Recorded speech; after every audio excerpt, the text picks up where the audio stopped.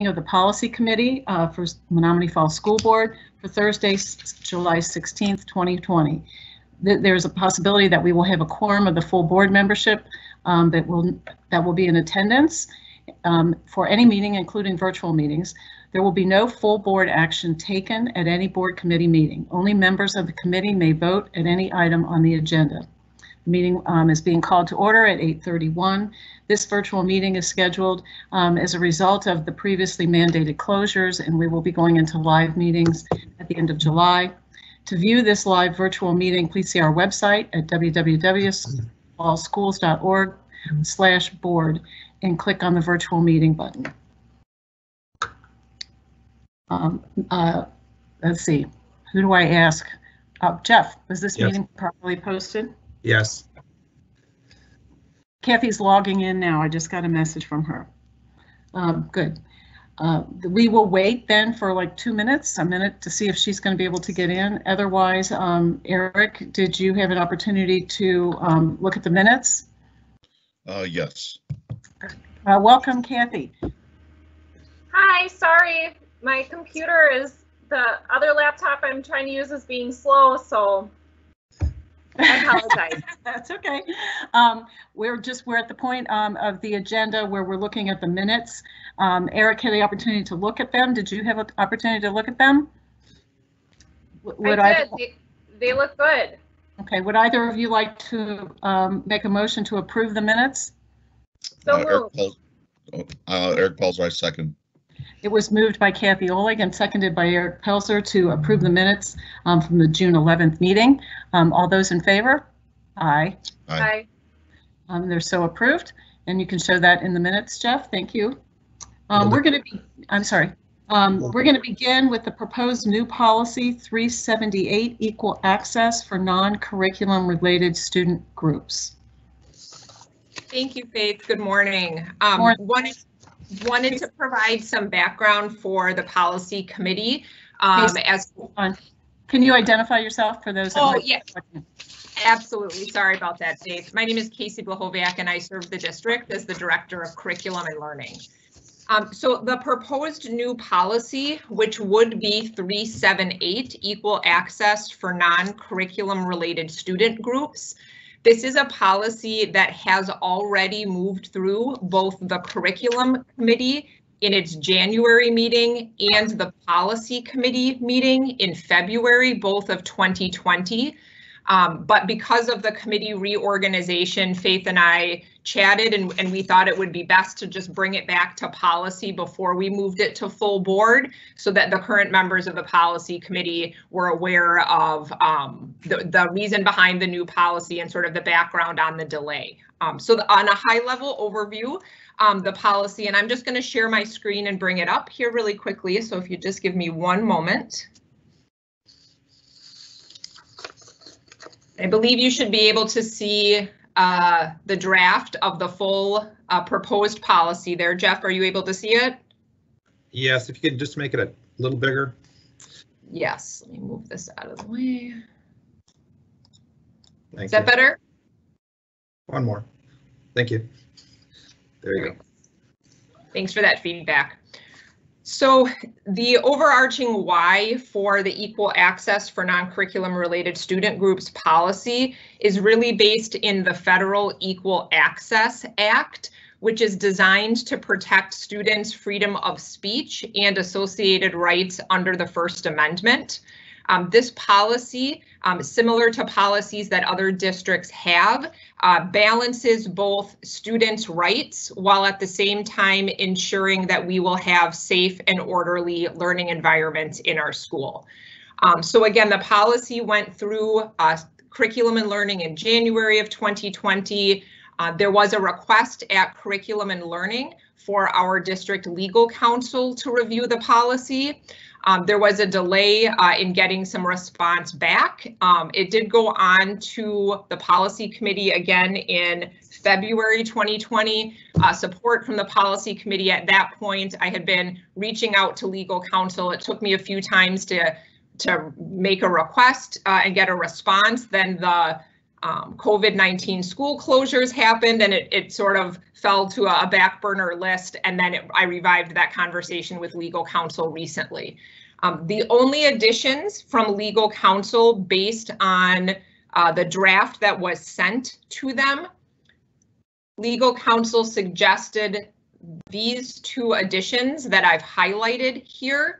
So all non-curriculum related student meetings would comply with the following requirements. These would be voluntary student attendance. These groups would be student initiated and student led.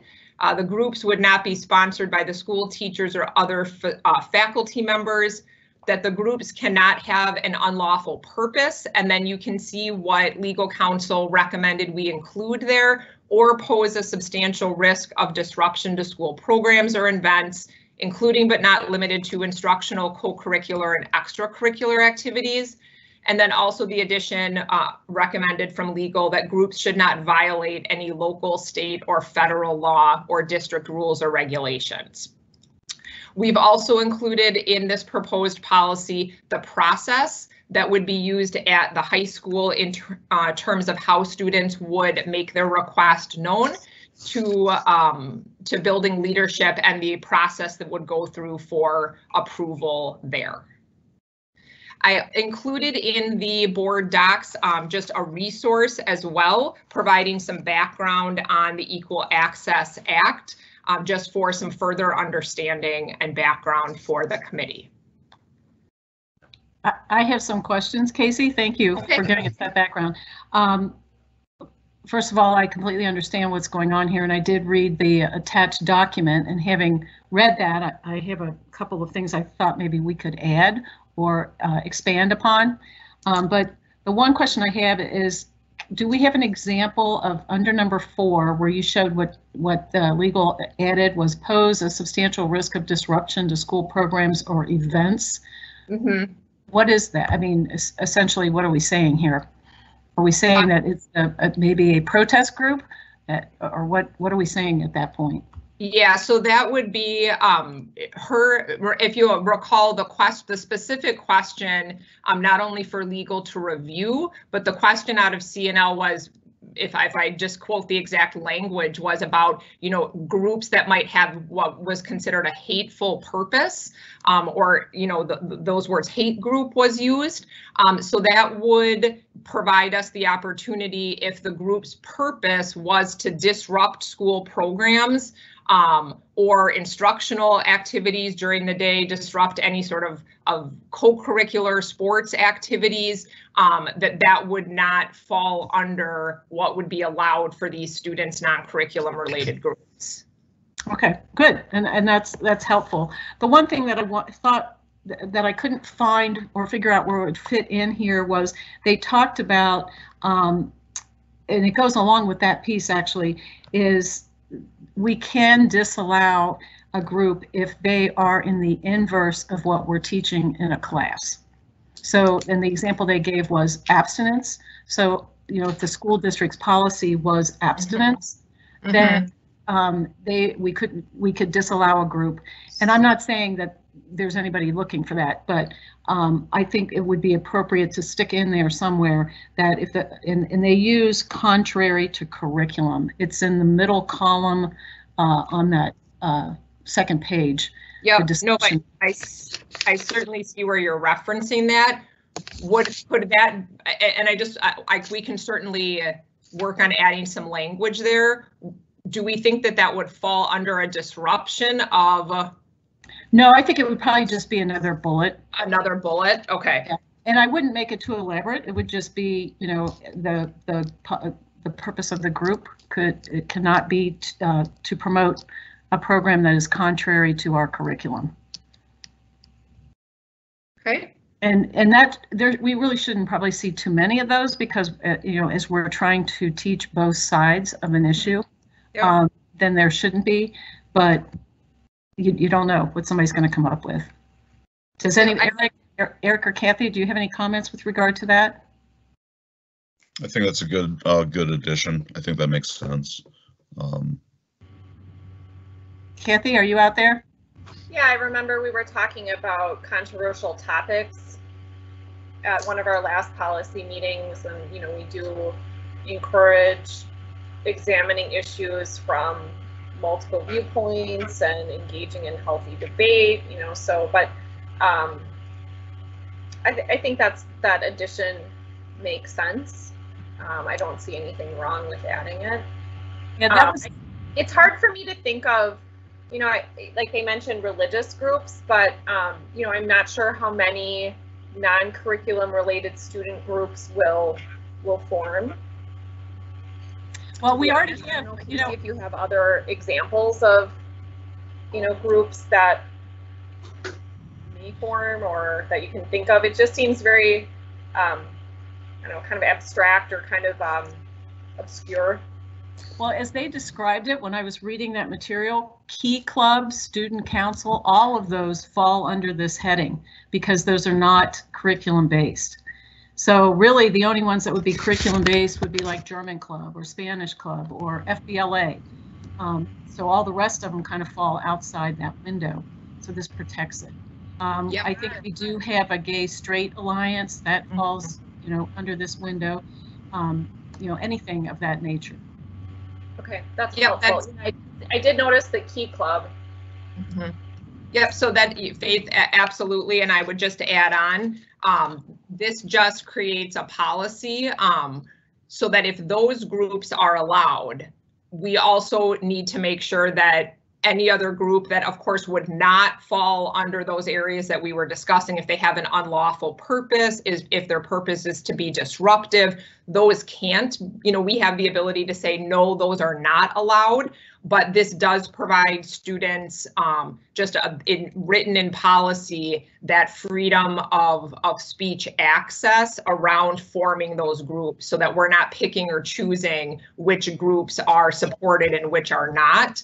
Any non-curriculum group that would have, as long as their purpose was not, you know, unlawful and the things written there, that we would need to support that in terms of their federal rights and the non-discrimination statutes at the state level for students as well.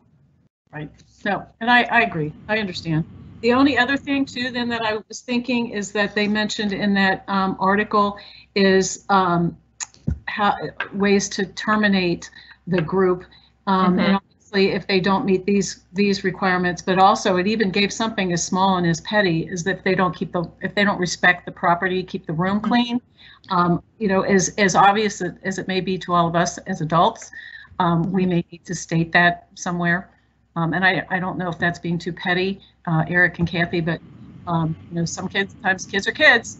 So Well, Yeah, there should be a level of expectation. Sorry, go ahead, Kathy. Wouldn't that come in like the meeting reservation system, or like some sort of, they would get some more like procedural documents? Yeah, and so, yep, so it indicates in there that the director of activities and athletics shall approve a meeting. Once approved, a student group may continue to meet for the stated dates as long as the group is in compliance with district policy. I think that certainly could be in the information. I can work with the high school team that the information that the student group receives would indicate that they must be good stewards of the facilities, and should that not happen, that they would not be allowed continued use of the space. good. Well, and I noticed too that a staff member would be present at meetings in terms of like in a supervisory or a non-participatory capacity, but they will be there. So that's helpful too. It's not just students in a room by themselves. Right, exactly. Yes, that's correct. Yep, that's correct. Do we know, Kathy, and I guess we probably should have asked Brian to be here, but is there a form? Because we do add a lot, even in the last few years, we've added a lot of activities like the mountain biking club and the skeet shooting or whatever type of shooting they're doing. So the kids have pulled that together. Is there a certain form, or do they just write a little paragraph that it kind of alludes to here with the purpose, the room, the time, the date of the meeting?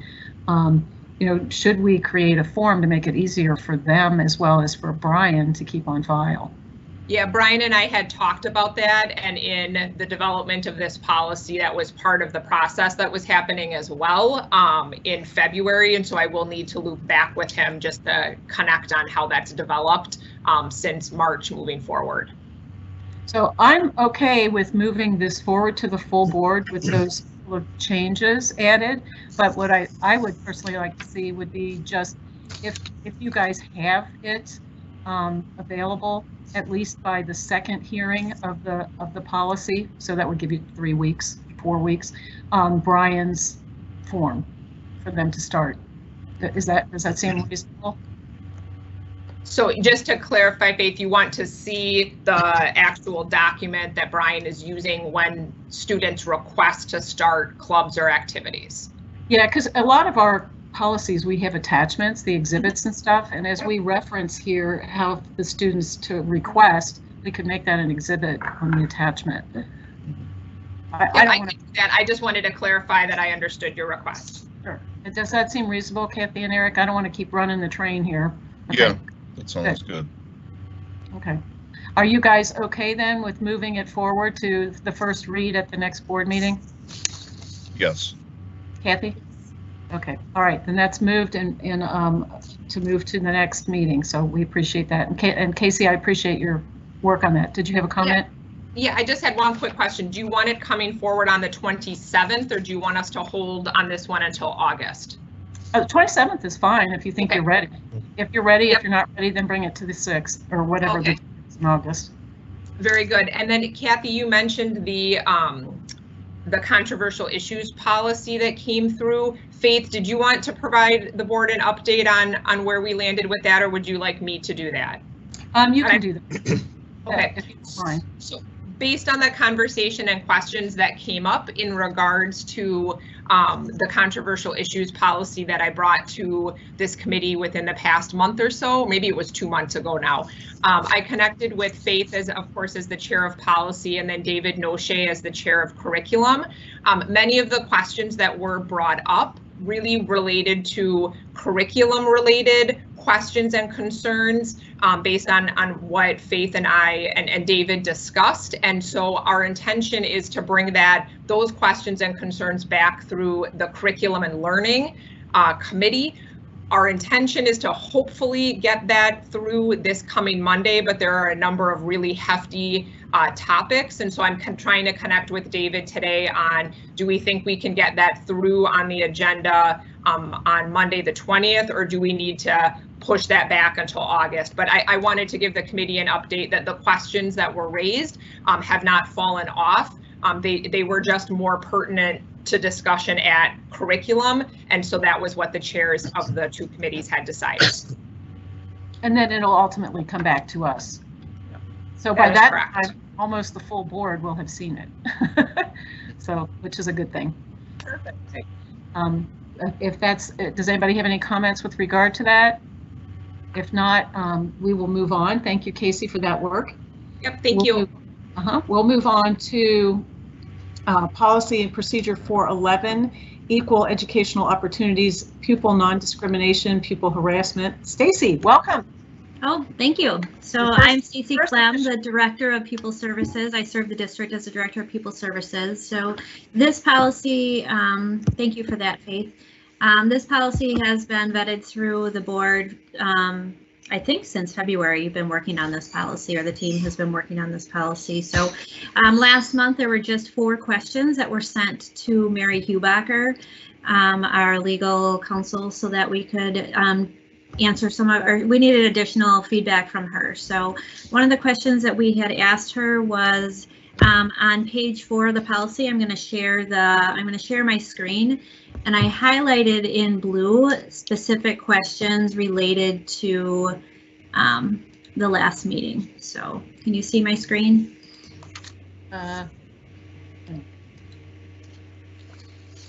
Yeah. Yes. Okay. So,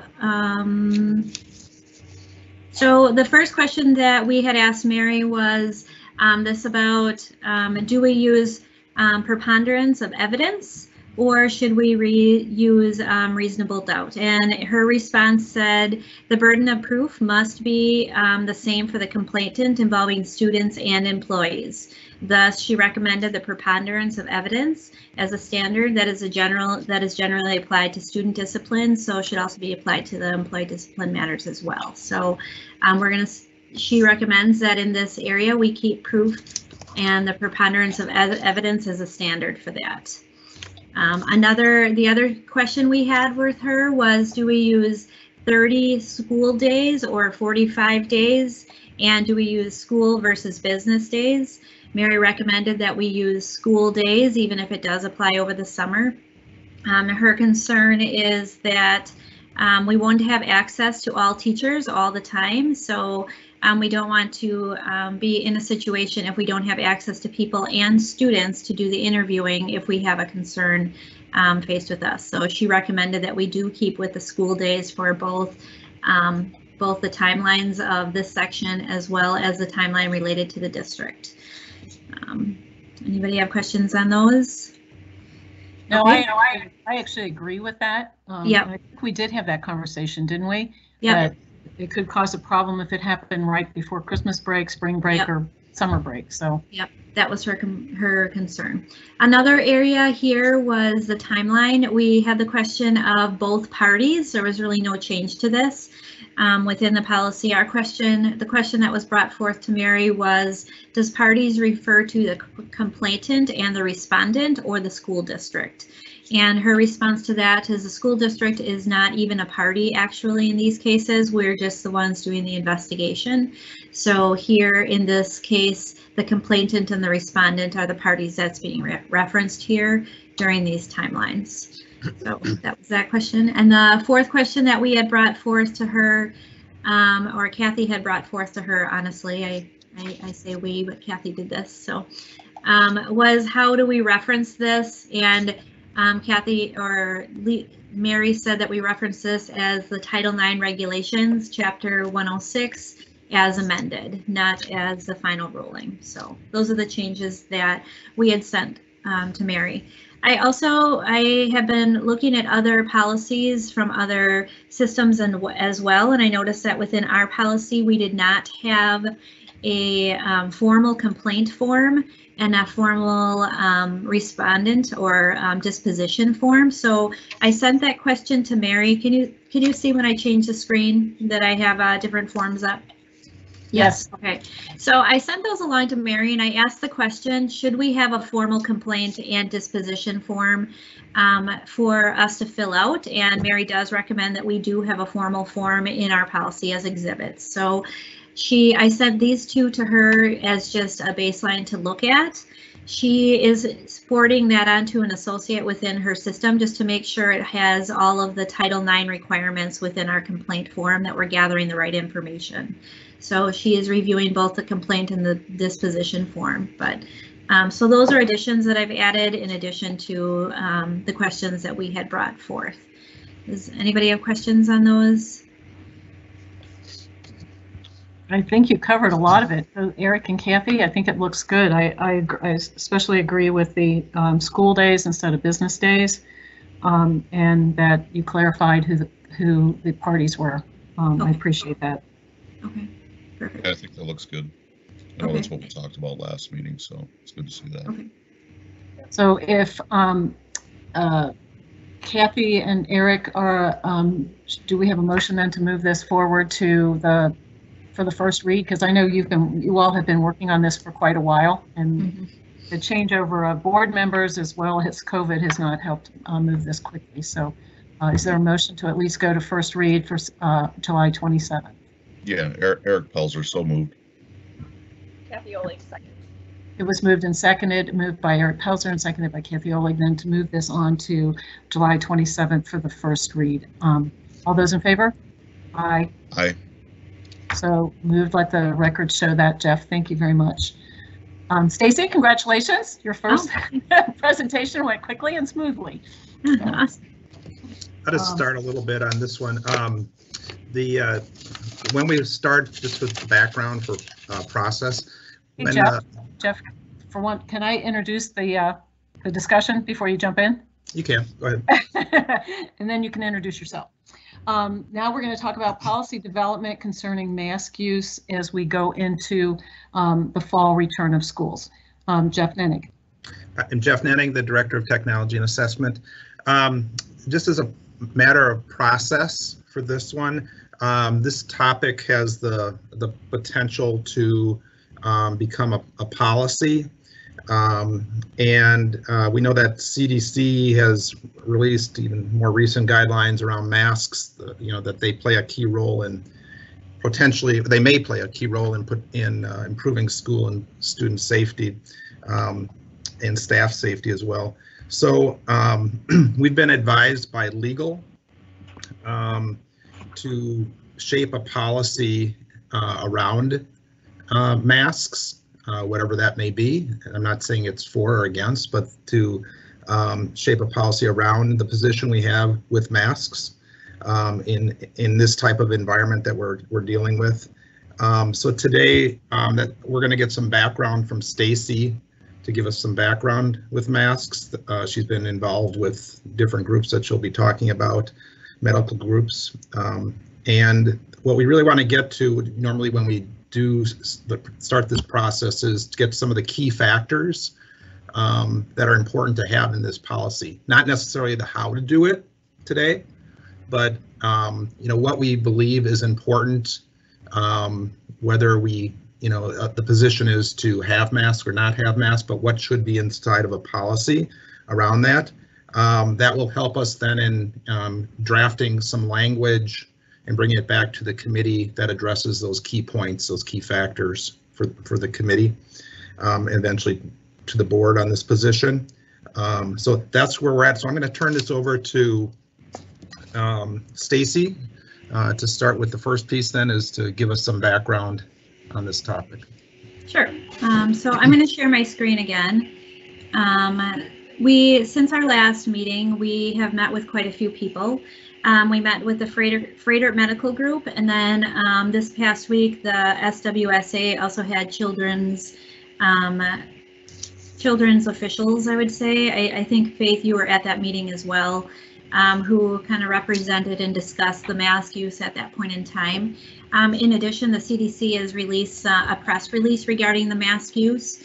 So the information that I know at the last meeting, I think it was asked that what is the research related to this. So I have all the CDC guidances related to face coverings related to that.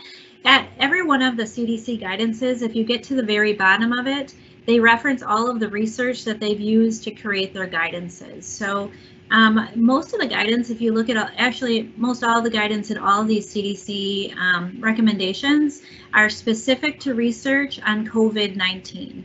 So all of this research is back actually from December until now. So they're doing quick studies on research. They're looking at things related to how is mask use helping with this particular communicable disease? Because as we know, all communicable diseases spread differently. So, and if we use the CDC guidance, and then you go to the very bottom, they have additional research in addition to that. So, for the most part, all of this research is showing that yes, with the use of a cloth face covering, the person's risk of contracting the disease is lessened. And then I also have a few other pieces of research that have been linked that we discussed at the last board meeting.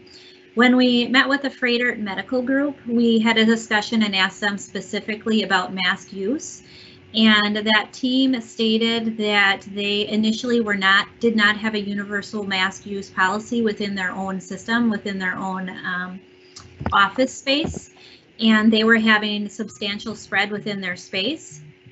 After they started using, then they made a universal mask use policy, and within their own system, the spread of the disease went down within 2 weeks, and they no longer are having significant spread within their own community at Freighter. So they have significantly increased the use of the universal use of face coverings because they're showing that it is helping for them within their own medical group.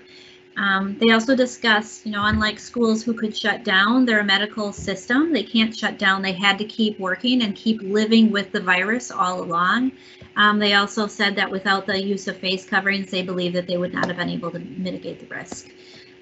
We are sending we're making decisions, or we're trying to figure out what metrics we need to follow and what decision rules we should be using. So every single one of those decisions we've been sending to the health department to have them review our plans. So for example, before we started doing special ed evaluations in the system, we put together what the teacher has to do, what the participant has to do when it comes to washing hands prior to coming, when they're there, practices they need to follow.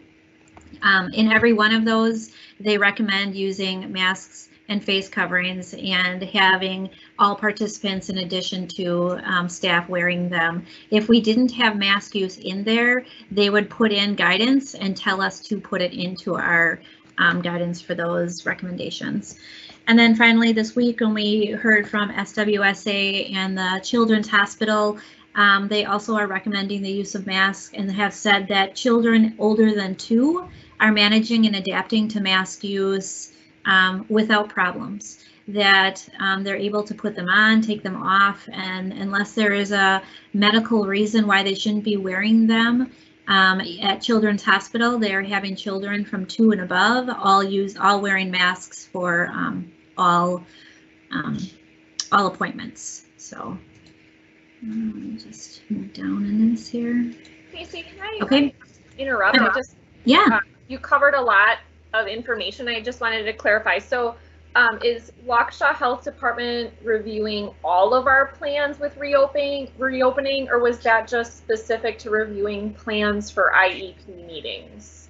So that was just an example. For example, when prior to all of the community ed and rec plans, we would put together our health and safety guidelines. We would send them to the health department. We'd ask them to review our proposal, and then they would send that back. So same with Brian Highmark. Before he opened any of his activities, he sent his plans and his health and safety guidelines to the health department. They would review that, and then it would come back to us. So it's just a process we're using right now to, we're reviewing it within our own system, and we're having checks and balances. I mean, I've read every one of we're using each other to help review them before we send to the health department, and then we use the health department to give us a final check through on some of those plans. So great, thank you for clarifying that. That's good to hear. Okay, so initially our mask use, I'm just sharing what our initial stance was when we first started using them, that staff would wear the mask in all common areas, and when completing interventions or common activities with limited physical distancing capabilities, we were wearing masks. So anytime you leave your personal space, the adults are using the masks at that point in time. Anytime you're in a close quarters with another person, you're wearing the mask if you cannot physically distance from that person.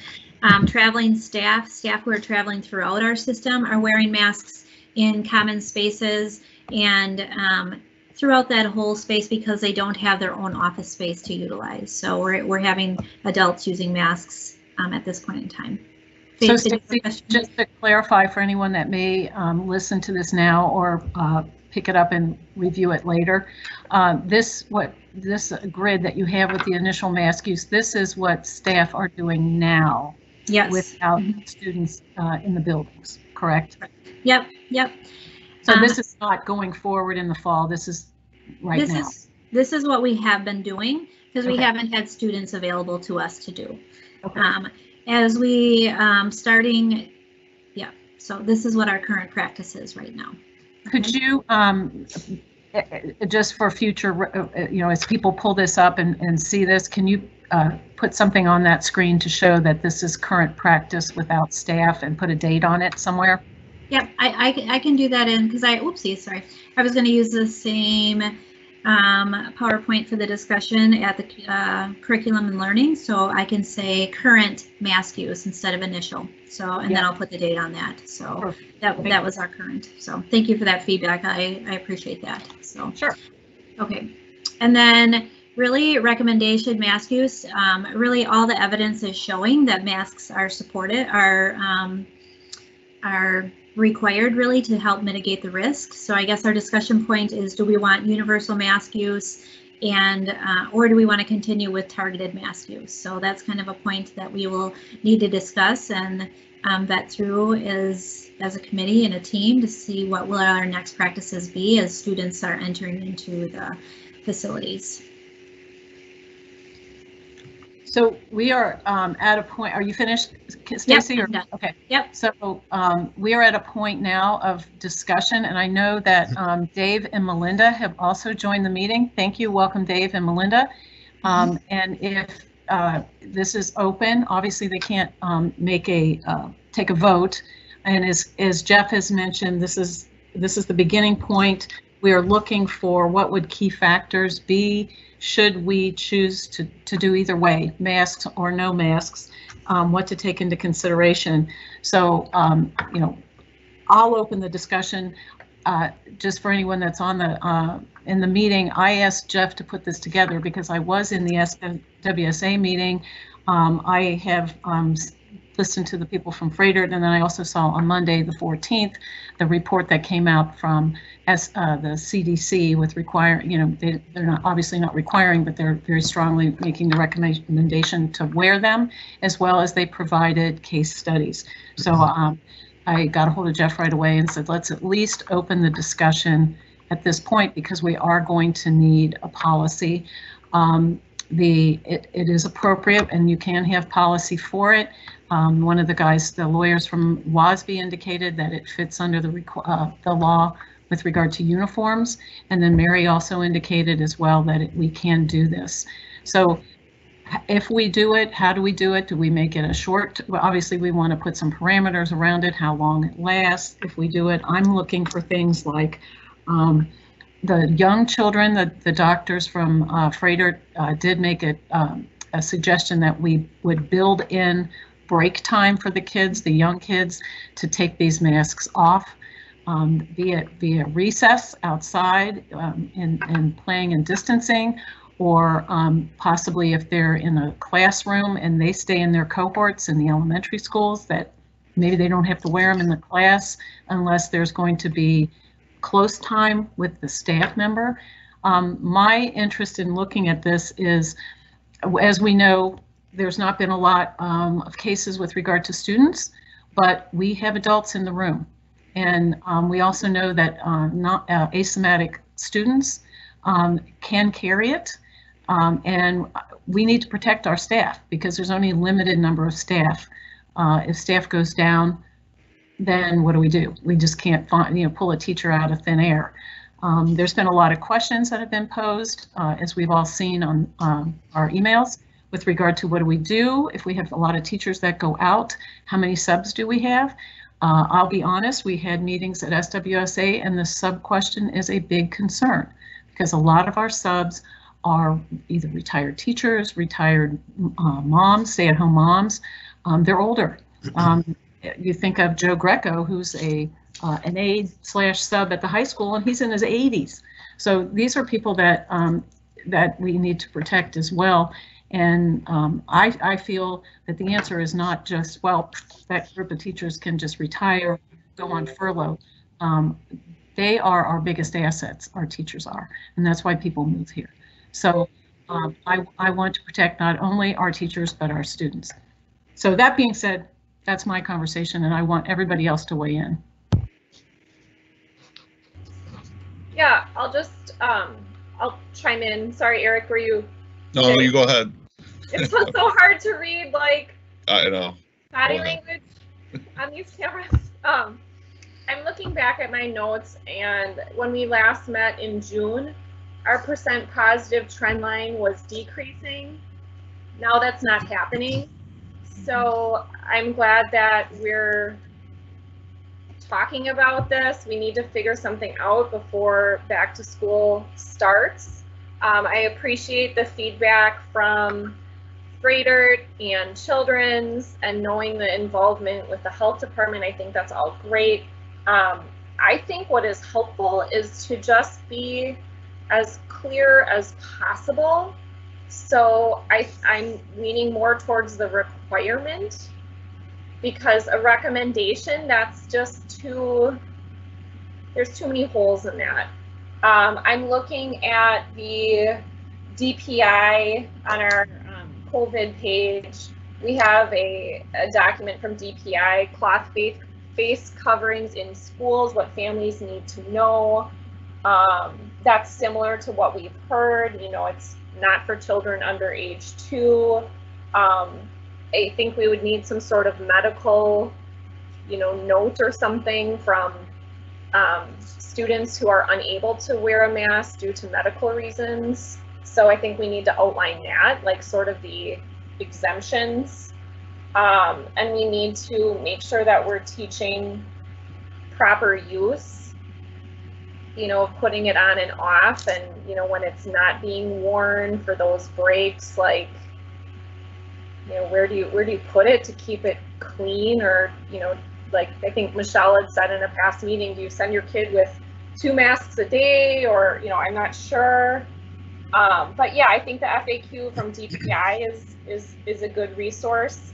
And then I was looking also at the American Association of Pediatrics, and they, you know, it's kind of a masks are recommended when the harms do not outweigh the benefits. So, you know, if we've said that I think we're not able to do physical distancing of 6 feet in a lot of situations, or like I think about the bus, I think we need to wear masks on buses. So if we're unable to do the spacing of the 6 feet, then I think we should have more usage. You know, maybe when you're reading independently a book, like you take it off, you know, like that's a break. But you know, I am concerned about staff, and you know, my family is wearing masks. It's just, all right, everybody mask up. We're going into the store, and like they're getting used to it. I know that they're not always comfortable. My daughter put in a request for some mask strap alterations. We'll figure that out. But yeah, I think it's important to, if this is a way to mitigate risk, then I think we need to find a way to move forward with it.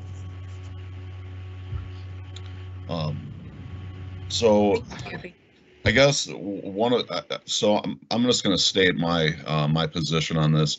I am totally opposed to requiring or mandating children to wear masks, and I'm opposed to it for several reasons. I know we have a lot of opinions that are coming from doctors, from medical institutions, from the CDC. These things keep changing. When this whole thing started back in March, the CDC, the WHO, the Surgeon General of the United States, Dr. Fauci, they all said that there was no need to wear masks, that they were relatively ineffectual to wear cloth masks in stopping the spread of a virus. And here we are, you know, we're 3-4 months later, and that position has been reversed. And that's fine, and I don't have a problem with the reversal of the position. However, I'm not seeing any scientific-based study that suggests that something has changed with the effectiveness of cloth masks. I know people have given opinions. I know medical colleges have given opinions. They've given suggestions, but I still keep referring back, and I mentioned this in our last meeting, the clinical study that was done in Australia and New Zealand, where they actually studied the use of cloth masks. Not only did that study determine that cloth masks were relatively ineffective in filtering out a virus, that they were also detrimental to the people wearing them, that those wearing the masks were 11 times more likely to contract influenza-like illness when wearing the mask. That's the only clinical trial study that I can see where they actually followed a group of people and studied the use of their masking. So that, I keep referring back to that. That was back in 2015. I'm sure you guys have seen it. If not, I'll email out a link to that so everybody can actually look at that study. To my knowledge, and I've had this discussion with numerous people, to my knowledge, that's the only clinical study that's been done. Maybe there are some being done now as we speak. I hope there are, because I would like to see an updated study from that's a little bit more current. The other thing that I'm not seeing are any studies that have followed the long-term use of masks on children. It's one thing for all of us as adults to have this conversation. We're done growing. Our bodies are done developing. We're talking about kids. And I have yet to see a long-term clinical study that states that this is completely 100% safe for children. The reason I bring that up is because we know from data that COVID-19 is least likely to infect, and if it does, to do harm to children. Children are least affected by this. And Faith, I get your point that there are adults and there are older teachers that are teaching, and I agree with you. I don't think that we should just tell them to retire. That's not the solution. However, if we're going to require children to wear masks without knowing the long-term risks of that by a group of children who are relatively unaffected by this virus. Now, I also tie it in the fact that the study I cited increased influenza-like illness, which means it increased the participants that were studied. It increased their contraction of influenza. So here we are, we're treating COVID-19 and we're trying to block, we're doing everything we can to block COVID-19.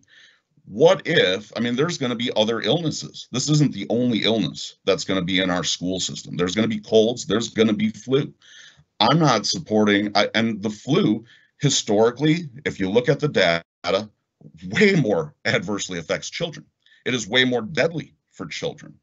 I'm concerned about implementing a policy that maybe it does help prevent the spread of COVID-19, and maybe it protects some of our older teachers, but does it put our kids at more risk of developing other illnesses?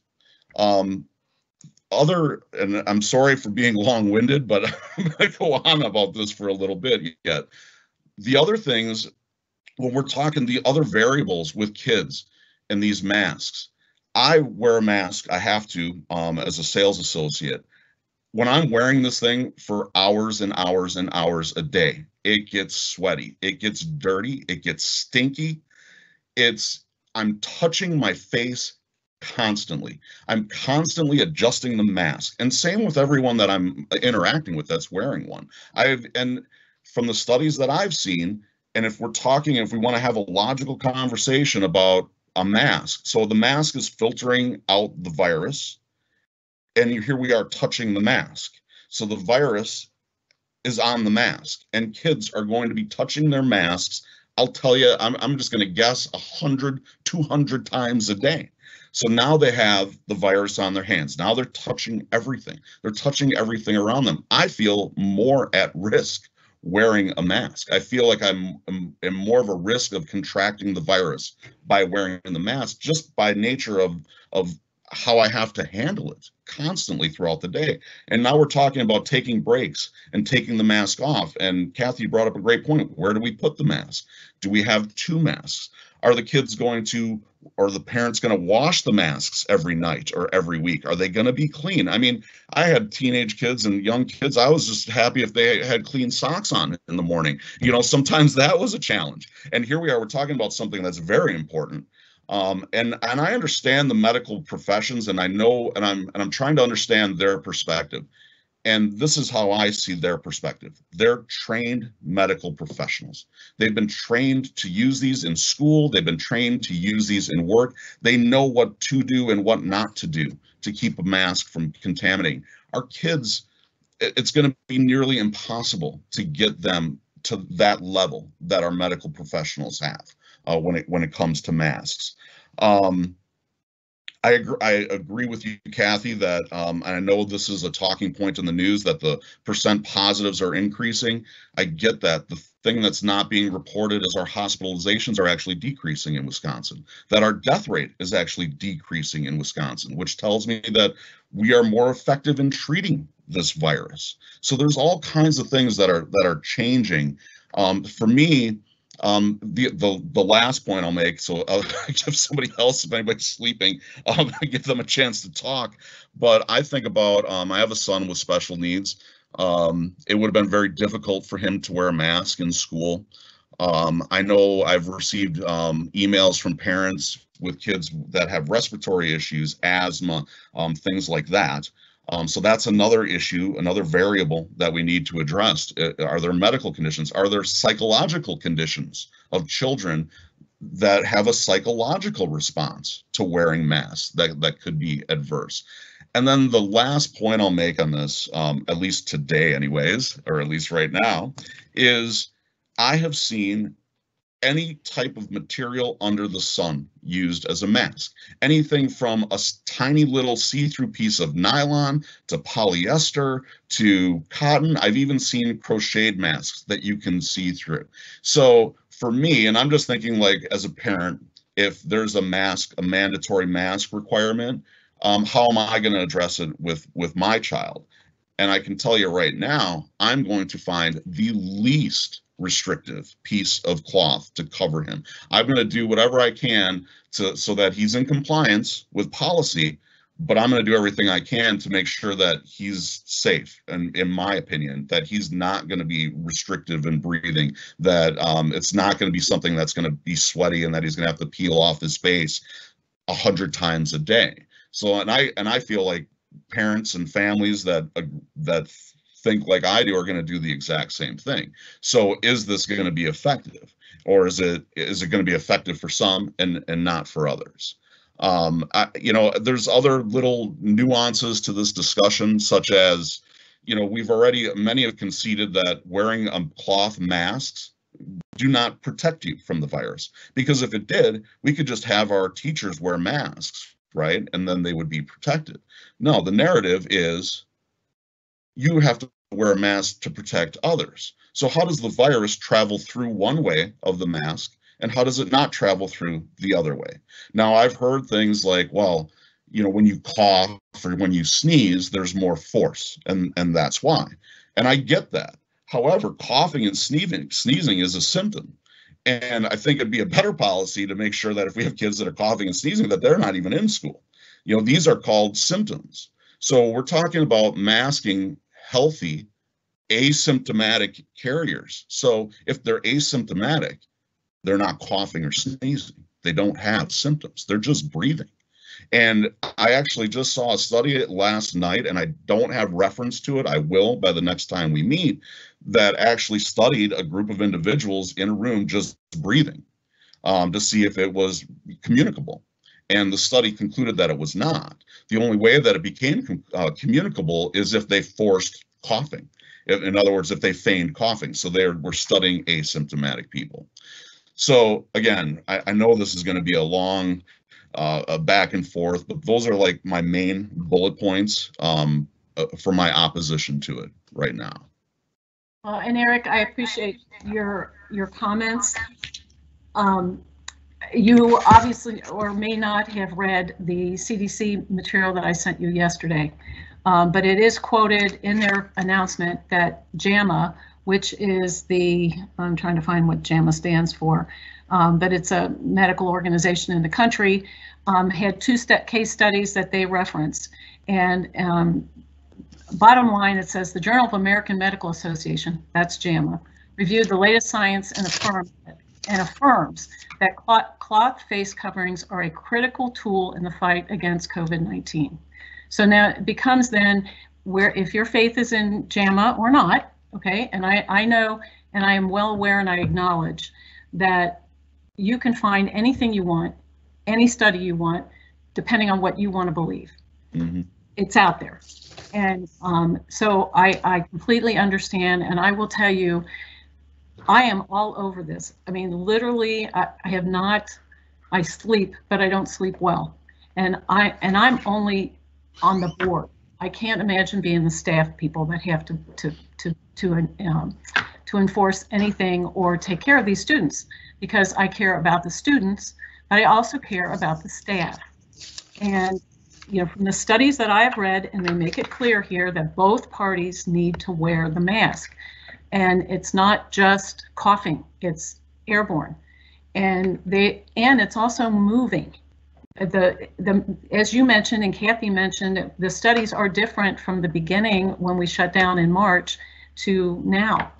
And I will tell you, and you've seen it, the beaches are packed here in Milwaukee. They're packed in Pewaukee.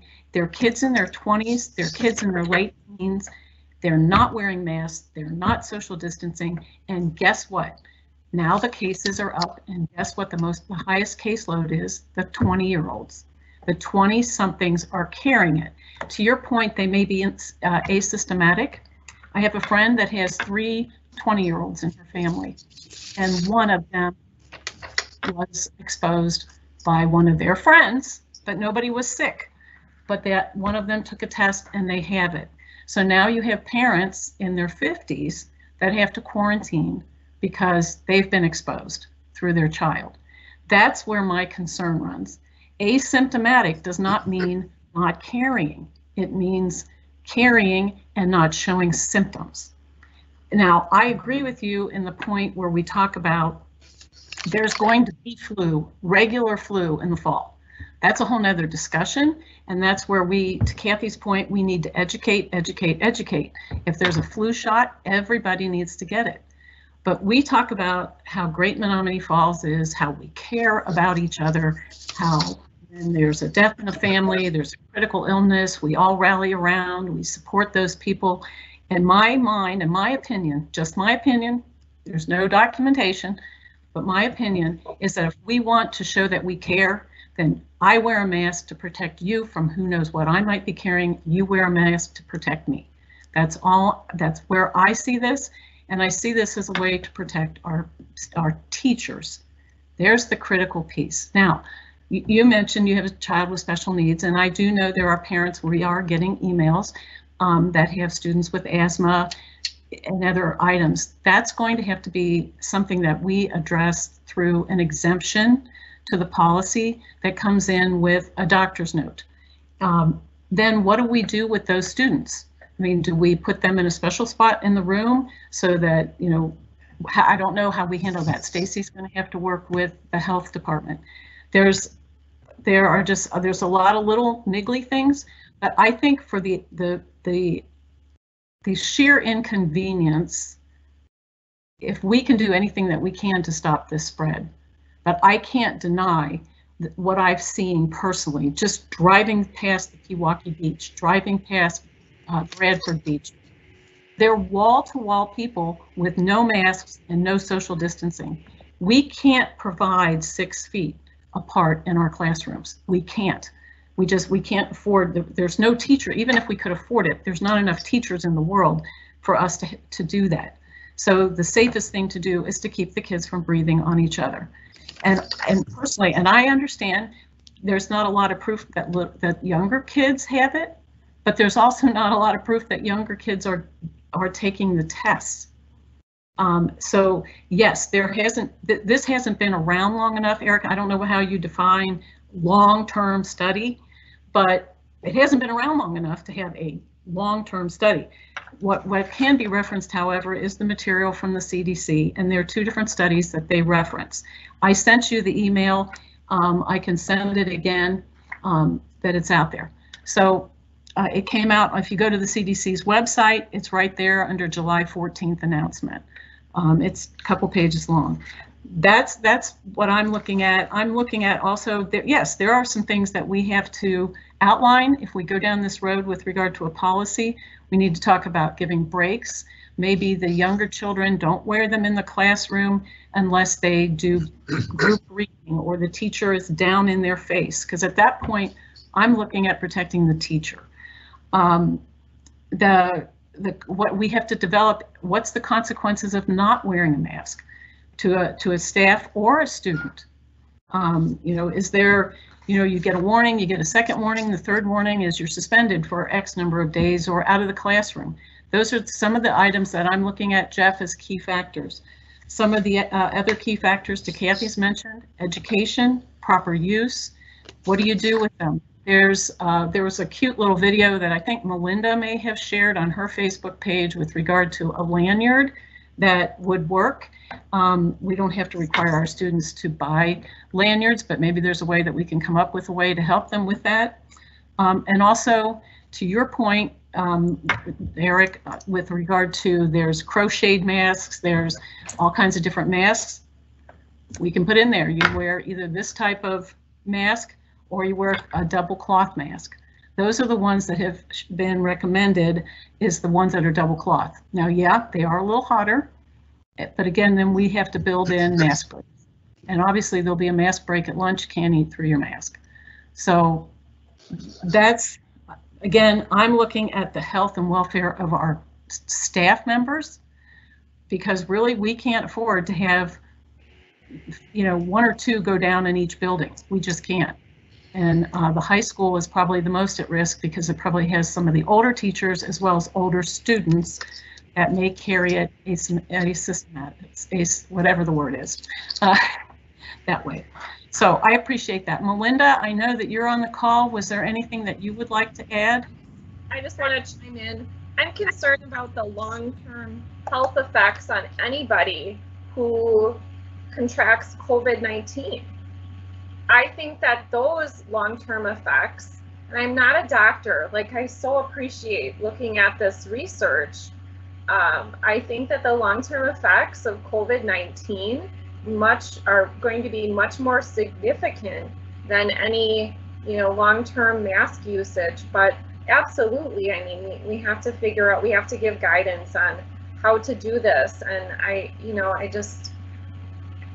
am concerned for teachers trying to figure this out, you know. So Jeff, and Stacy, I would say, I think we need staff to review whatever policy we develop to give it kind of that, you know, classroom perspective on what is feasible, what can be easily taught, or can we have, you know, we just need more training and education around this. And that's all. I'm complete. Go ahead, Melinda, or anyone else who wants to weigh in.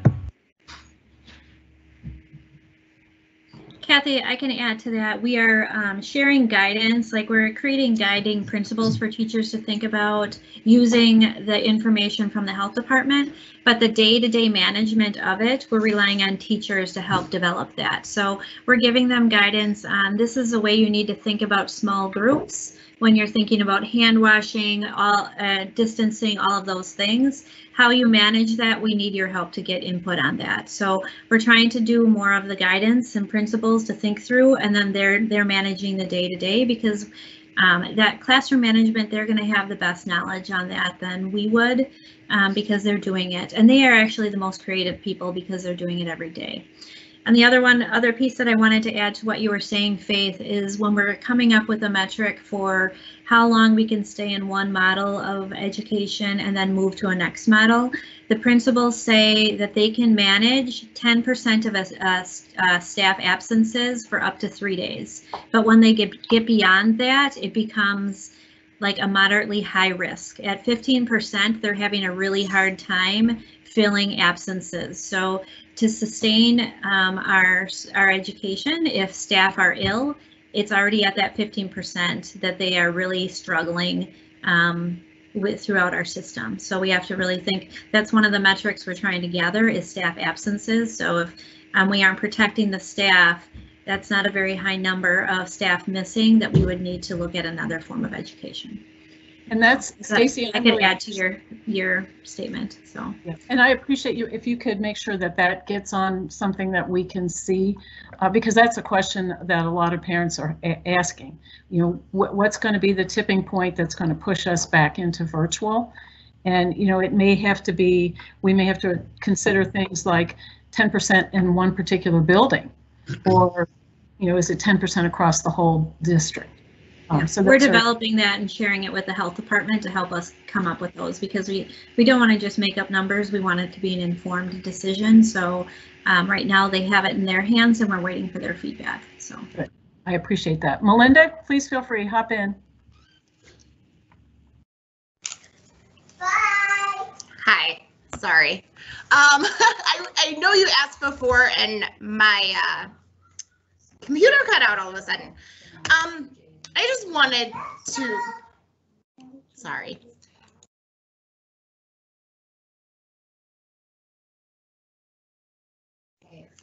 Sorry, my little one's very excited today. It's her birthday. So one of the things that I can't hear anything. Obviously, my priority here is keeping the staff safe and making sure that we don't have a lot of staff absences. I obviously also want to keep our students safe. I do believe masks are the best and the easiest way we can do that. I'll keep it pretty short and sweet. I've done the research as well. I've looked and read articles. I did find that lanyard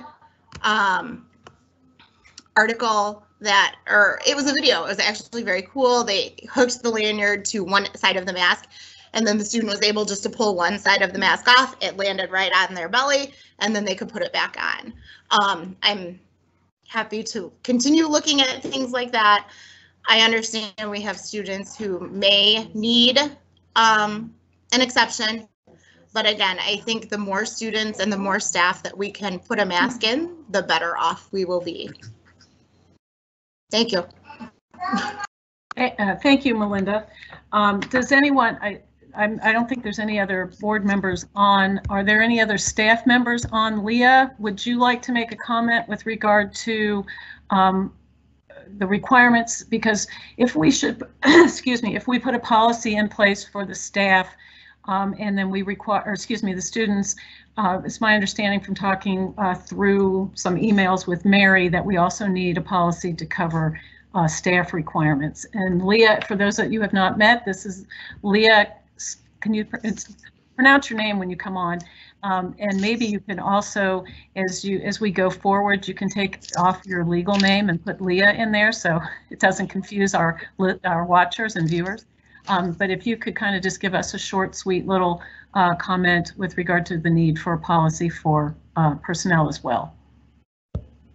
Sure. I am Leah Scopter, and I am the new Director of Human Resources. And yes, we would also want to see a policy that covered our staff, you know, as well as visitors, vendors, contractors who come to work or volunteer in the district.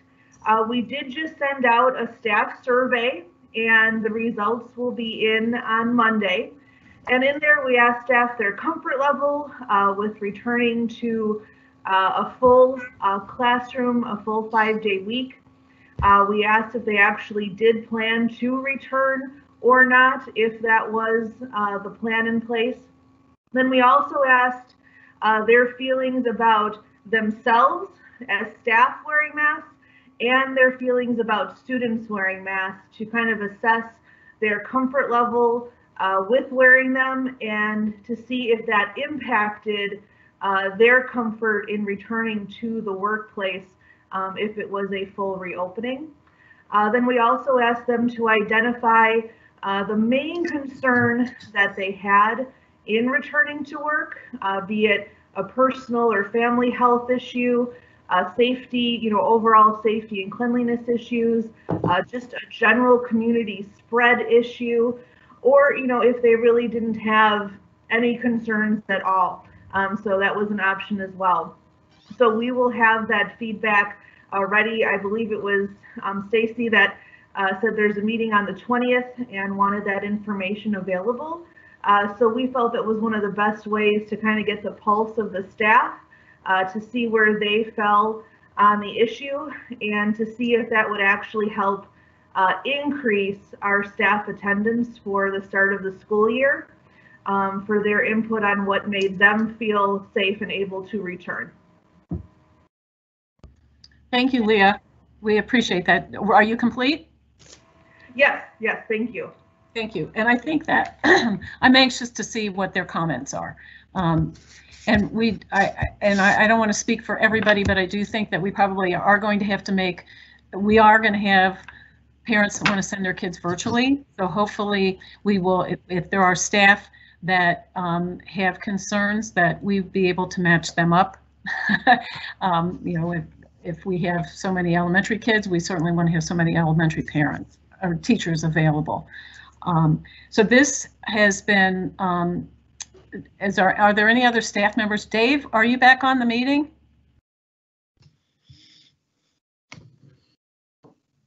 It looks like he was. I don't think he is at this point. Is there anybody else that's on the meeting that hasn't spoken that would like to speak before we just summarize the key factors that we're looking for? And then Jeff, you can tell us if there's anything that's missing from our conversation. If there's no one else that would like to speak, then Jeff, can you summarize what you hear and then tell us what else you need? Yeah, Faith, when you summarized, I've included all those. I had all those in comments as well. But basically, I'll just make a quick list through it. Potentially, if there is a policy adopted, it would be related to uniforms for students. However, we probably would need a staff and we need a policy for staff, for students, vendors, visitors to schools, etc. So we have to include all those different groups as well. So it goes a little beyond what we started with. Other key factors, we started out with break time or some kind of break for students, what that would look like, what those times, to define those times.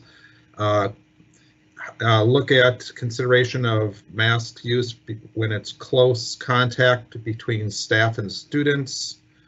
Have an awareness form as an exhibit that people would, we would send to people for their review and acknowledgement. Require or recommended use. You know, where would it be required? Where would it be recommended? Or it wouldn't be recommended or required. Medical note for exemptions, so really more broadly just exemptions. The teaching of proper use, if there are masks, using the use of, it's more an issue of how do students keep track of masks, and the suggestion was around lanyards. What types of mask would meet the policy if the policy was adopted? Indicate links to resources and guidance supporting whatever the policy is. Other issues such as transportation, how that would be handled related to this. Would there be consequences, and if so, what those consequences would be? Let's see. Okay, I got one or two more here. I've got 4 pages here, so make sure. Staff should be involved in the review of the policy from their lens.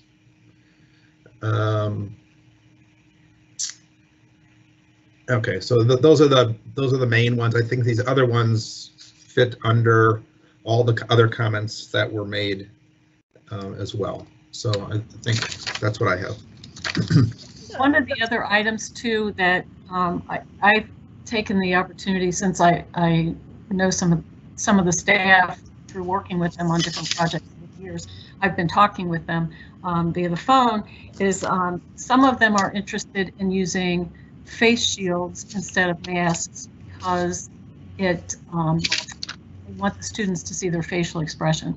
And I see Stacy kind of shaking her head, and I know why. And it's, you know, Eric, you referenced professionals earlier, and the professionals, there are professionals involved in this. The woman and the gentleman that spoke at SWSA are the head people, doctors at Children's, that are making decisions with regard to children, and they are recommending the use of masks on children. They are professionals, and but the other comment they made was that shields are an additional protection over a mask and not a mask. And they said because the bottom is too open. And I know this has to be difficult for teachers, especially the younger, lower elementary teachers. The kids get so much more support by seeing their face. I have seen masks. In fact, I saw it when I was in Pittsburgh last week. The company that makes masks with a plastic shield around the mouth is actually made in Pittsburgh, and they interviewed somebody on the news. I just happened to catch it while I was there. That's an option if a staff person maybe wants to buy it. I don't know. But it's the plastic is built into the cloth. So is there anything else that anybody feels that, Jeff, if we go down this path, because we do have to have, if we go down this path, we do have to have these policies. We need these policies in place before school starts. So we still have some time.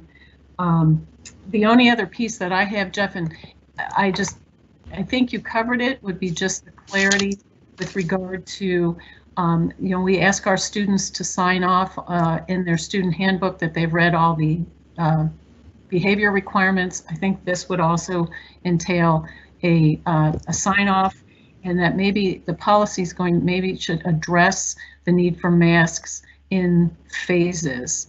For example, we'll go back to, if we go back to school 5 days a week, that's the initial phase. The initial phase would be everybody wears, and this is just an example that I'm showing, but everybody wears a mask full time except for during scheduled breaks. And phase 2 could, you know, as we see hopefully the decline in the spread, phase 2 would be hallways and busing only, you know, the highly congested areas. Something to that effect, where we stage it down so parents don't, and the community doesn't feel like this is just going on forever. And I certainly hope it doesn't, personally, but. Faith, we have that as part of the decision matrix that we sent to the health department. If there's attendance in a classroom, we're linking it to attendance and cases within a classroom or within a building. So that is part of that decision. Good, great. Does anybody else have any other questions for Jeff or Stacy or Leah? Yeah, I guess I'm just looking through kind of the lens of, you know, what happens if a family is unable to provide masks? Do we have masks available? I know that Keith Brightman had mentioned that we purchased masks as a district. I believe that was more for staff and not for students. So, you know, just trying to think through that, or if a child comes to school and doesn't have a mask, you know, like what happens? And I think we can work through. I think we can work through that, can't we, Jeff? Yeah, I think Stacy, didn't we? I think Keith said we ordered 8,000 for student potential use. Is that correct? You're muted, Stacy. DPI provided them to us for free. So DPI, they gave us 8,000 masks for situations related to that. So yeah. I think the mindset is it'd be on the students' supply list, but then we'd also have some in addition for those who can't supply it on their own. But I'll add that at Kathy as another key factor. And maybe what we can do is get those mask moms that are out there to crank up a few that are younger student size. And then, as well as, I know personally that my husband needs an extra large, just the way his head is shaped. So I'm sure there's some boys that are maybe juniors and seniors that may need extra larges as well. So, but again, we have to start this conversation, and anybody that's watching or sitting in this meeting, this is not the final decision, but we have to start the conversation if we should go this way to get the work done. So if there are no other questions or comments, we will move into the next proposal that's on the table. And I want to thank Leah for being prepared on short term, because I invited her to the meeting yesterday. I thank Stacy for all of her work. And then Dave, I know, was on earlier and he had to leave because this is what he does for a living, unfortunately. And then Kathy and Eric for your comments. So with that being said, let's go to proposed. Yes, Kathy. Can I just interject? So the staff survey is happening. Results are coming on the 20th. Is that going to CNL? Yeah. And yes. Then, so. yes. Okay. And then, so when can we expect to revisit the mask policy? Is that going to happen on the 27th? I'm going to get back to you all, the whole board, because I'm waiting for Corey to get back from his vacation.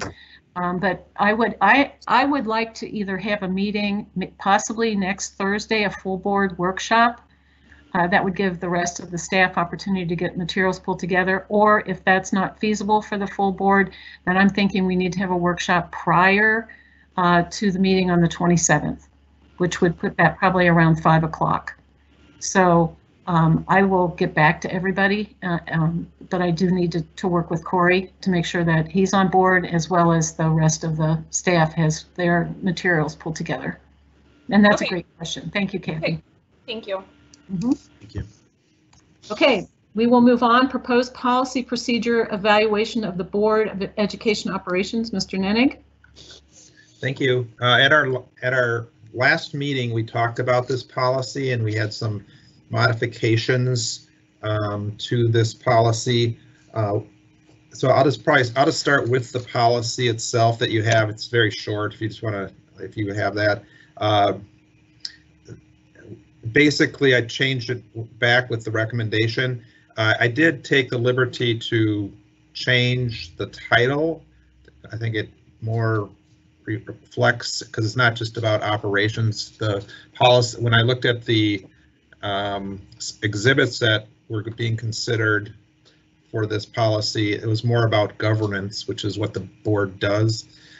So I'm recommending that we do Board of Education annual evaluation of governance, because I think that's really what it turns out to be. Any questions on the title? No, I think that's a great, I think it's a great change, because you're exactly right. That's what we're supposed to do, is govern and not operations. Okay. And then I just reworded based on that, consistent with our other policies. It's really an opportunity for continuous improvement for the, in this case, the board. It's really a board function of this policy. And so basically, to look at the, as you can see this there, I'll just read it. Shall be responsible to, the board shall be responsible to adopt and annually engage in a process to evaluate board progress and performance for the purpose of continuous improvement as it relates to district governance by individual board members and the board as a whole. The thought around that was, I know part of the process that we've discussed, I mean, as you operationalize this as a board, but what we were discussing in my notes, it was there was going to be some kind of self-evaluation where people thought they were at, and then it would be a joint discussion after that. And so I think I was just trying to capture that in this sentence here. So additions, comments, deletions on that? The only thing is we don't tend to evaluate, like, I wouldn't evaluate myself and then share that with the board. The board obviously has the opportunity to evaluate any of the officers of the board. That's very appropriate. But that's not really how we do it. What we do is take the Shipley form, and I would sit down and say, okay, I think the board is here, the board as a whole, not the board as individuals. And then when we get together, then we blend those. I may have, 4 or 5 meets expectations, wherein somebody else may have 4 or 5 exceeds expectations. So that's where the blending comes in. Would it make more sense then to use, instead of to evaluate, to reflect on board progress and performance? Is that what you're getting at, Faith? Yeah. Well, that, and I don't have a problem with evaluate, but reflect is probably good. I guess where I'm looking at is the piece where it says relates to district governance by individual board members. I think I see what you're saying, and I'm not sure we're matching up. It relates to district governance as a board as a whole is really what we're looking at. Okay. How is the board as a whole doing? But I'm open for input from Kathy and Eric. Eric, you've not been through it, but you will in short term. And Kathy, I think you've been through it at least once, correct? Okay. So Faith, your recommendation, just so we're all clear, is to probably remove individual board members and just leave it as the board as a whole. Yes, the governance of the board as a whole. That's what we're looking for. That's what I'm looking for anyway. And then, as we meet, if there's issues with anybody within the, officer group, because those are the people that have obviously offices, if there's discussion that needs to be had, things that they would prefer to change. Obviously, I prefer to have that initial conversation. Kathy, don't take this as an offense. I'm just going to use an example. If I don't think Kathy's doing a good job as the treasurer, then I think I should call her and share my concerns, and then we talk through it, rather than it be a whole board discussion. And then if things don't change, or if there's more complaints about, 2 or 3 other board members call me and say I'm not happy with Kathy's performance, then we have a conversation.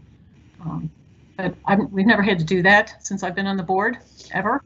So that's a good thing. I think we all have enough respect for each other that there's conversations that are had one-on-one without the rest of the board being involved. So I agree with that. I mean, the other part of it too is, I mean, what is there, what's the recourse, even if there was a problem? I mean, these are, we're all elected.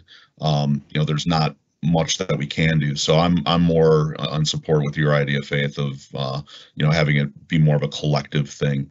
If we have problems individually, sure. I mean, we're gonna talk and we're gonna hash it out that way. But ultimately, I mean, it's not like we can sanction each other or anything like that. We're all elected. So I mean, so there's not much recourse. I don't think that we could do anyways. So I think it'd be more of a symbolic thing. So I don't foresee that being an issue. I think it's something that we could always take care of individually as well.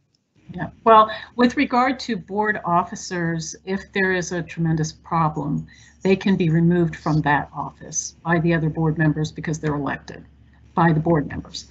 You can't take this off. Like if I was just running wild and you just had enough of me, and the rest of the board did too, you could have me removed as president. You can't take me off. Yeah, you can take me. You can't take me off the board, but the other 6 of you can say, let's take her off as president.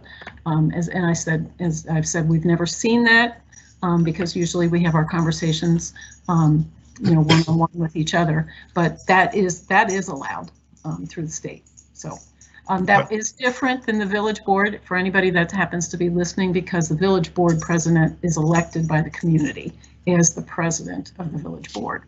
But wherein we all elect each other as officers. So does that clear that up? Yeah, that makes sense. Good. All right, Jeff, did we just muddy up those waters for you? I got it. I'll make that change. Kathy, did you have a comment? No, I mean, this policy relates to annual performance. So certainly, as with any person in any role, if something is not going well, let's give real-time feedback. Let's not wait for the annual performance review. Like that. That's just, I think, common practice. Faith? Oh no, Faith just turned off her camera. Yeah, I think we did. Oh, there she's on. She's back. Oh. Yeah. Okay, and then I also had the request of the committee was to, on this one with the chart that we crossed out last time. You see that? All right. Yes. That's to put that back the way it was. Basically, this I'll just kind of give some comment on that. It's a potential exhibit. It's an exhibit for board evaluation form. So it's an example of what could be. I guess this is the one that was on the books. And it actually is a form that the board would fill out around what do you think about orientation? And there's some key items under that you can reflect on. How are board meetings going? How is policy planning going? How is board and administration relationships going? How is personal board involvement going? So these are all things that would be talked about and then rated out like on a scale of 1 to 4. That's the one that was on that we had in here for potential use. The other thing that the other one was sent to you, and I'll bring this to the board meeting for you so you have a copy of this. Was that Shipley one? Remember last time it was really on a big paper, this was big on your screen, but we received permission to use this from Shipley.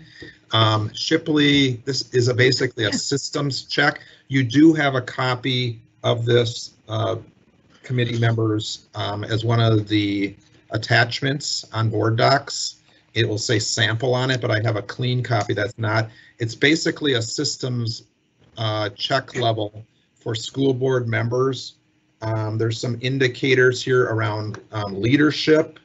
An example of that would be board models and supports continuous improvement approach, and then there's some factors under that that you can evaluate. There's several. Board regularly reviews board and district performance measures and monitors progress towards achievement of board goals, and so forth. And then it goes into, there's other ones too, but these are just some examples.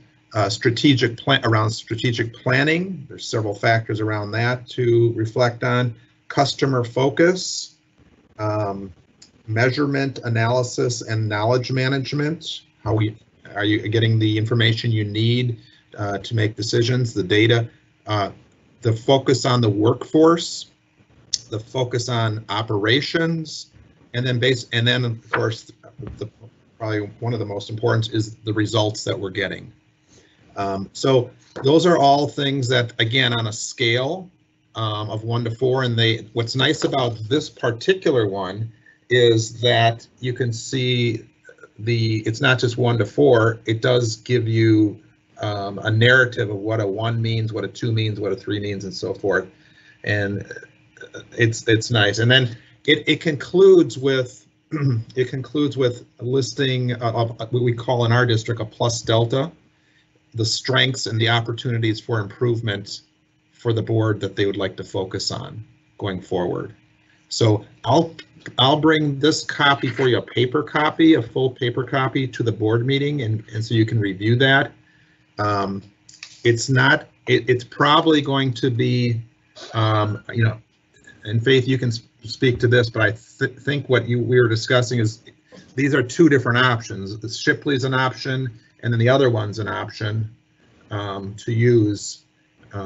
And if you don't like either, if you like parts of both, I guess we can kind of merge some of this information together, what's missing too. So I guess once you have a better opportunity to review both of these, I think it'd be appropriate to maybe bring it back one more time, Faith, if you agree. Yeah, I think discussion around that. Yeah, what brought this to my attention is when Melinda and Eric came on board. We've never had 2 board members come in new since I've been on the board. And I thought, well, you know, before I sit down and go over with them the 100 policies, which are the policies that affect the board member and their behavior and performance and expectations, I'm going to go through and thoroughly read through all of the 100 policies. Well, it popped up when I got to the policy with regard to board evaluation that old checklist was in there, and we had stopped using that years ago. Literally, the Shipley is more in line with the continuous improvement work that we are doing, as well as the Baldridge evaluations of a district. And this also lines up fairly clearly with the evaluation that we have used from CISA 6 to evaluate the superintendent. So that's why we went to this. However, I do, personally, as a board chair, like the checklist. It kind of, you know, I see some things there that we might be a little light on that, you know, we need to spend more time on. So I personally would like to see the Shipley as the main document that we use, but that the other one is available if it helps board members to think through some of the, because it's pretty pointed with regard to some topics, if it helps you kind of focus in on what are important things. But I think that this fall, since we, you know, now we have a bigger proportion of our board is new or newer, that it would be appropriate as we sit down to evaluate ourselves that we have them both available, and then we can vote or discuss what's most useful. That being said, I'm complete. Eric and Kathy, let me know what you think. Having never done it, I mean, you know, I'm willing to defer, you know, so I'm fine with it either way, you know, whichever you guys think is, you know, going to work best. You know, I'd say I'm somewhat, at least at this juncture, I'm indifferent to whichever, you know, the hybrid one, that sounds fine where you use both. You know, I'm fine with that, whatever you think would work best. Good, thank you. Kathy? Yeah, I think it'll be helpful to just kind of have printed copies, and I'll just kind of lay them out side by side and compare. Maybe we could start with the Shipley and then just do a quick check over the old one to see if anything's missing. Or, you know, maybe we can, you know, have some of that figured out before we talk as a board. But it's never, I mean, you don't want to just toss away the old if there's some good data points in there. I agree. So we can just look through them both and figure it out. But I like that the Shipley aligns with some of the other evaluation tools, and I think the plus delta is really important. You know, like what, you know, kind of like that. You know, what's working, where do we need to improve? You know, and we certainly look at survey results too, from the Studer survey that goes out to families twice a year. So those are our metrics, and we gotta reflect. No, I agree. Nobody so does performance evaluations, but and you know, obviously, this is not. I mean, the public can watch this, but again, you know, it's not like an employee evaluation, but this is something that points out to us where we need, you know, to do some more focus and line up. So I agree. I think we just hold on to both of them, and maybe maybe Jeff. And here would be my suggestion that we take all of this to the board for at least the first read of the policy changes, Jeff, that you've made. And then these would be, we could present these to the board as pending exhibits with approval to come after our evaluation in the fall. Yeah, and the exhibits, you really don't even have to approve the board. This is the policy, and then you can determine, you know, we can just leave, like you said, both in. So I think you could go forward and approve the policy and then leave the exhibits like you suggest, but we can always add exhibits or modify them and go from there. Okay. So I don't think that will hold up past approving or not approving the policy. Right. So is everybody, whoops, I just lost it. Is there a motion to move the policy, the amended policy forward for the first read at the next meeting? So moved. Eric Pelzer, I second. It's been moved and seconded to move, and this is with the modification, Jeff, where did you change the word evaluate or did you leave evaluate? Well, I took it out, but I heard Kathy say that. Are you saying, Kathy, you may think that needs to be in there, or are we? I put it to reflect on. I'm okay with reflect. Kathy, are you okay with reflect? Okay. Yeah, that's fine. Okay. And then did you take out individual board members? I did. I took out that, made it just the whole board.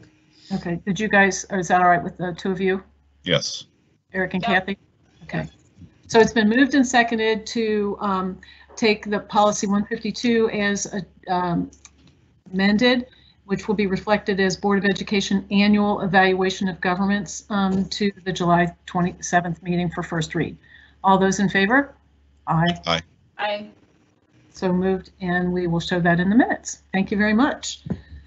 Let's see, where we are now down to setting the next meeting date. Is there anything that we need to cover, Jeff, in the immediate short term for that next meeting? Probably we'll need to sooner than later after we make the decision on the 27th. If we go with masks, we will need to move quickly. Yes. So, yes. So we probably would want to at least a minimum tentatively schedule a meeting around, you know, that potential new policy.